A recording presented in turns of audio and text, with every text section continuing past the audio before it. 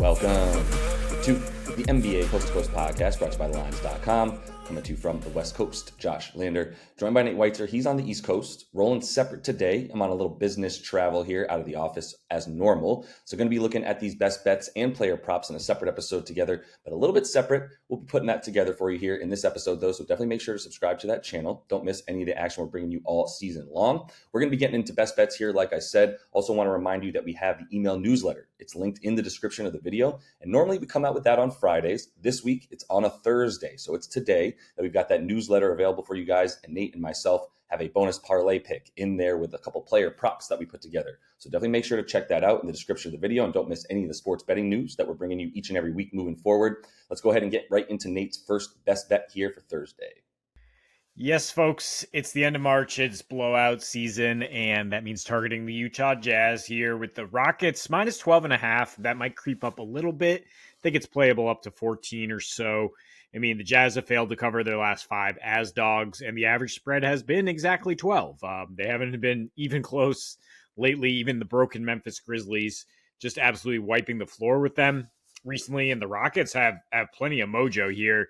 They've actually been going over 5-1-1 to the over in their last 7 due to an incredible 120 offensive rating. Jazz have the matching 120 defensive rating in that span, playing up in pace. So you like the combination of pace and high scoring from Houston to get you over a large spread. Of course, we have no Markkanen, Collins, and Jordan Clarkson ruled out early here. Amen Thompson, chance he returns here for Houston.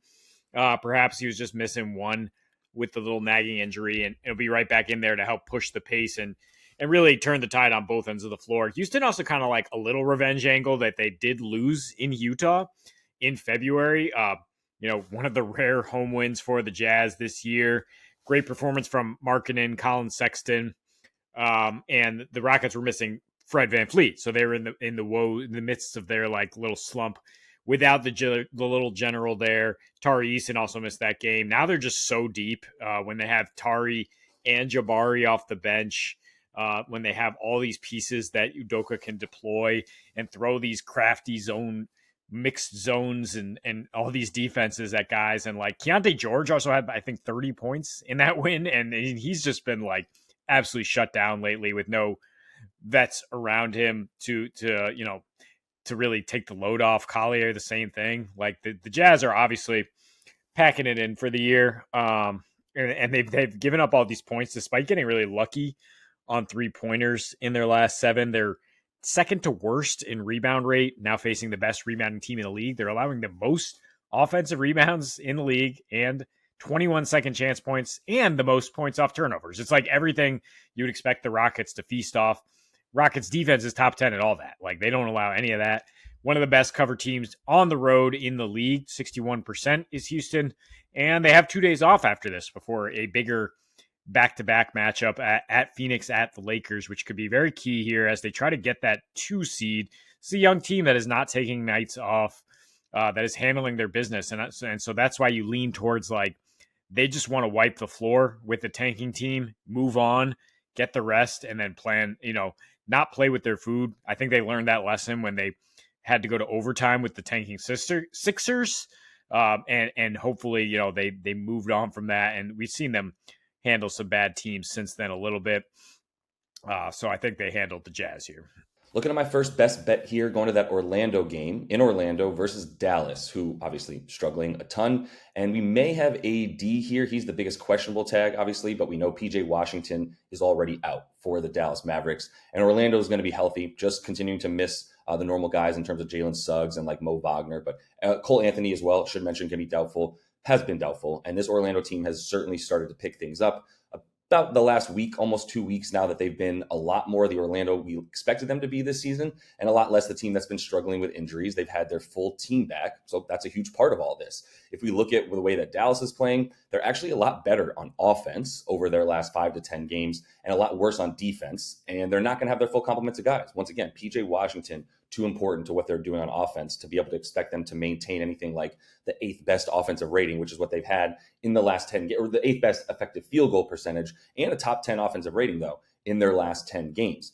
So that looks good for Dallas. But again, PJ being out is massive with his massive usage rate. Even AD being in there against this Orlando team, they're just going to be able to focus on him. And Orlando, they're back to number 2 in defensive rating, number 2 in defensive effective field goal percentage as well in their last 10 games. And the Mavs here, I almost called them Magic, the Mavs in this game, looking to continue to get into the paint. That's been a lot of what they're doing. Not the best three-point shooting going on for Dallas, so there's a lot of attacking going on. And that's where Orlando has been the best and continues to be the best, second best at least in paint defense. They're also going to be really good in limiting the rim stuff, right? So everything that AD wants to do around the rim, he's going to have a little bit of difficulty. I expect him to have a pretty good game, but I also expect him to play no more than 28 minutes. And I don't know that he's even going to get that much, right? So I think that's going to be the ceiling for him. I don't think he's going to be able to carry the rest of these guys to cover 7 points, especially for an Orlando team that is scoring in ways that you can score on Dallas, who has been basically the worst defense in the last 5.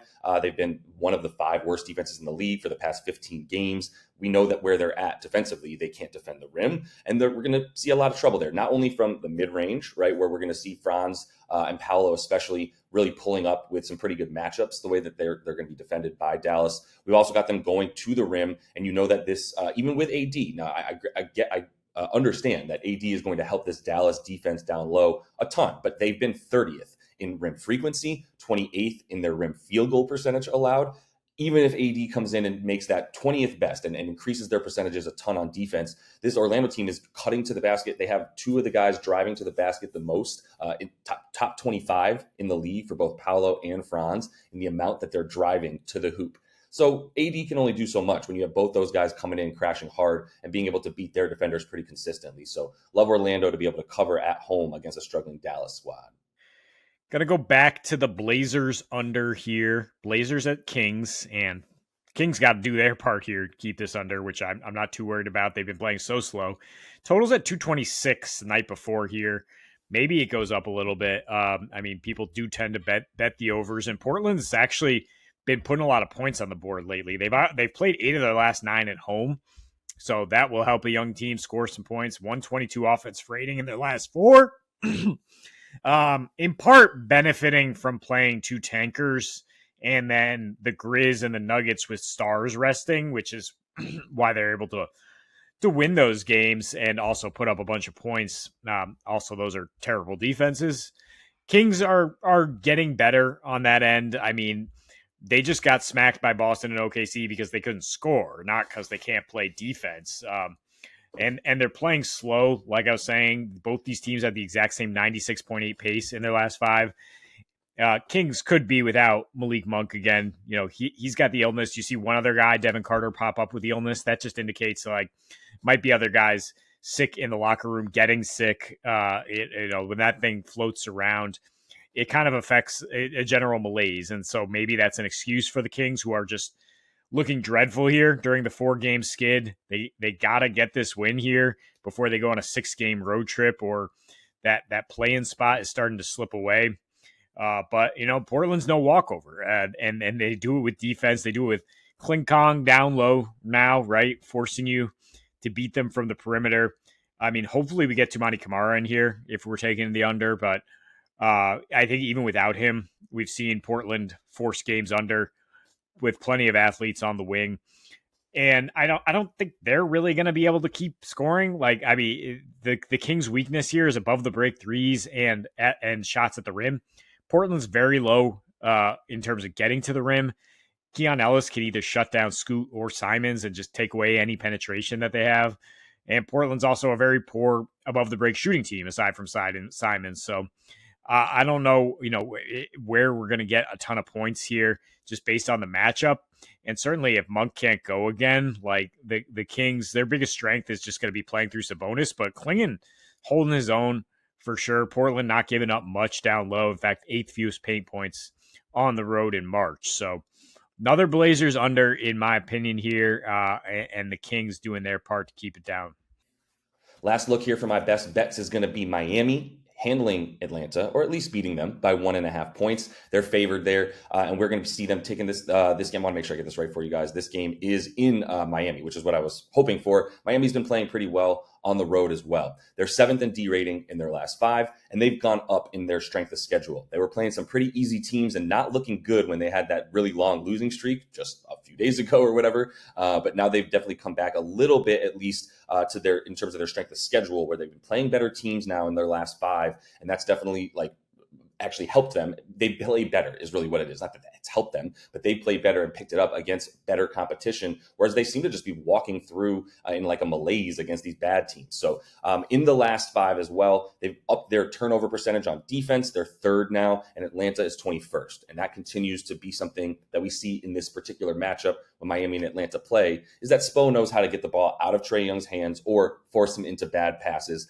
bad turnovers as well, which is what we've seen basically for the last 8 games, and especially in the last 3 where these teams have met, and Trae Young has struggled mightily, which has led to at least 2 wins and 1 loss. We'll say Miami played horrible. Didn't have anybody in one of the matchups earlier this year. But now at this point where they're at on defense, back to what they do. They limit free throws. They limit primary ball handlers, right? They force the ball out of the hands of the guys they don't want to score, like Trae Young, and they let the guys shoot that they don't really care about, guys in the corner, the off-ball guys, and that kind of stuff. Miami is going to continue, Atlanta has, as a result of losing some shooters as well, like DeAndre Hunter, for example, has relied a lot more on going to the rim, a lot more on free throws. That's something that Karis LeVert has brought to their team, as opposed to DeAndre Hunter is attacking the basket a lot more rather than pulling up for jump shots. And that's great because Atlanta is very happy, Miami is happy to try to have you come into the paint and have them stop you at that.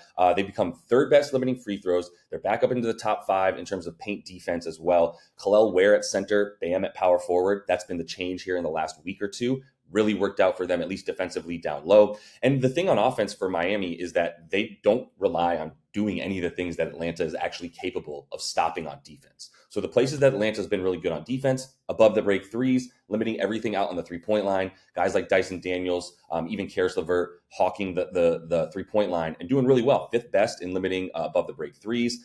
But Miami doesn't care about that. Miami is going to be able to get the ball away from Dyson Daniels into the hands of guys like Bam, to be honest, even to a degree, maybe Khalil Ware. And I think Andrew Wiggins is going to have a pretty good game in this one. If you've got Dyson Daniels on Tyler Hero, you've got a really big step down in terms of the next best defender for Atlanta, who's going to try to handle our boy Andrew Wiggins, who's been playing incredible, other than the game against the Warriors, as we know. So loving this matchup for Miami, loving them to be able to limit Trae. So we're going to take them to cover the 1.5. And that is all the time I have for you guys in this one. Definitely make sure to subscribe to that channel. You don't want to miss what Nate and I are bringing you in the player props as well. That's the bread and butter for sure. And don't miss that email newsletter so you get that bonus parlay from us. Until we see you next, happy betting.